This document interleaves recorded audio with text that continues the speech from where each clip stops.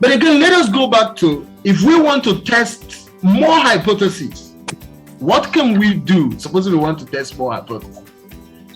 So we might need to also go back to the social cognitive career theory and see whether there are other variables that we can also support, we can also include in this study to enhance students' learning. So I will duplicate this particular work and drag it down. I will stop, and I'm going to share another one.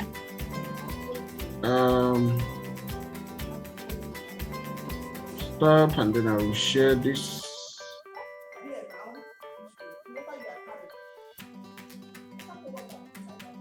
Okay, so that the social cognitive career theory explains that there are also background contextual affordance that can enhance learning experience, students' perception of learning quality. Okay, and then also there are also personal inputs that can also enhance. So you could see these arrows are showing direct relationships. Is that clear? They are showing direct relationships. Okay, and so you could see, so based on this, we may want to test other variables in this study building on social cognitive career theory, right? So you can see there's a direct relationship between this to this, that's a direct relationship between this to that. Okay, and then there's also to this leading to attainment. So that is also another way we can also reconceptualize this study. So I take these out. When I'm done with this, then we can now go on to have further interactions. Okay.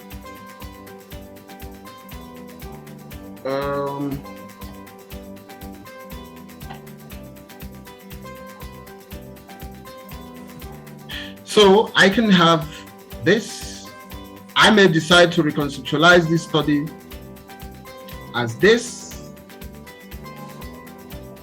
If I really wanted to look exactly as the social cognitive career theory has done, there's, using our own variables, not particularly the variables that Robert Lent tested. Okay, so I can say, okay, but again, students' perception,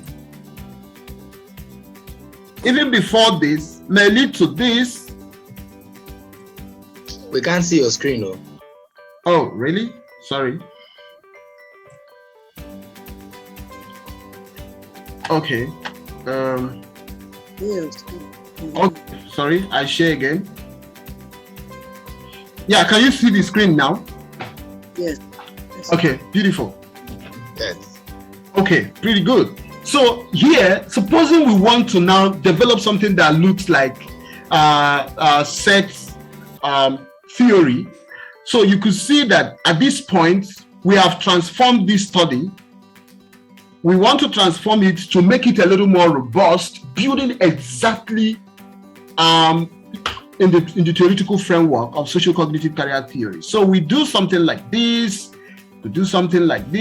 and then because the theory recognizes self-efficacy, so we can say, let us see whether learning self-efficacy can play an important role. We can say learning outcome, expectations can also play an important role here. So remember, we are still returning our independent variable here, okay? Yeah, so at this point, I would want to run my hypothesis and then I'll start building. Always remember to learn, you can draw these.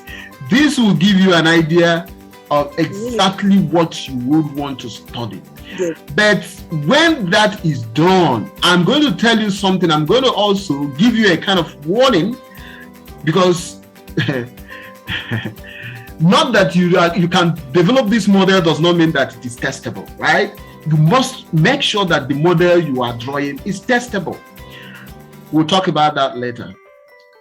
And then I want to see already the relation. Remember this? this, remember this to this. So look at it here now. I have moved it to this point, and I have moved to this point again. There's also a direct relationship between this to this. Okay, good.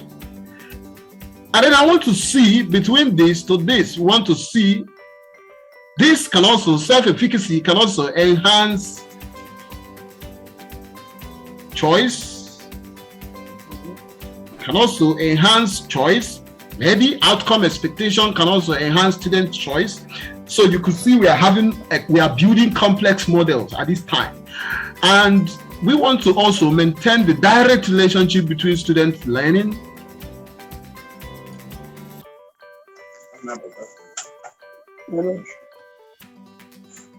Hello, are we following?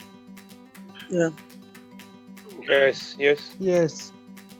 Okay.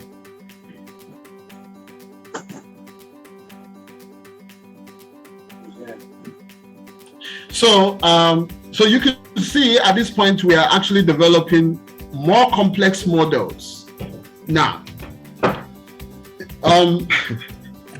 it's becoming more complex, and so with 5 variables. Now, where did we get to cognitive theory? Okay, so however, what we might need to do at this point is, you could see we have now built up more variables. So it has moved from 3 variables to 5